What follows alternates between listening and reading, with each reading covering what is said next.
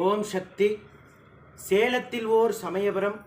இந்த சேலத்து சமயபுரம் மாரியம்மன் தற்சமயம் ஆயிரம் பக்த கோடி பெருமக்கள் அமாவாசை தோறும் இந்த அம்மா வழிபாடு செய்துகிட்டு இருக்கிறாங்க.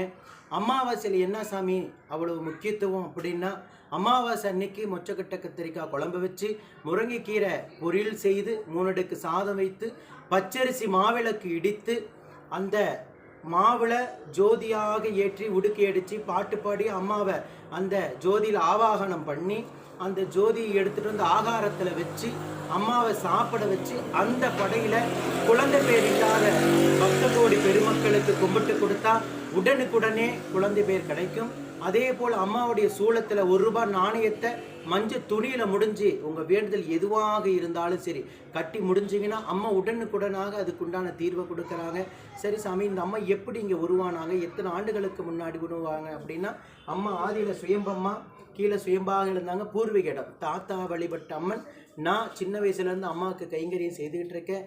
அம்மா எனக்கு உருவம் அமைங்கன்னு சொல்லி 21 இடத்துலேருந்து புற்று மண் எடுத்துகிட்டு வந்து சமயபுரத்துலேருந்து மண் எடுத்துகிட்டு வந்து அம்மா உருவமாக உக்காந்து இப்போ 10 வருஷம் ஆகுது.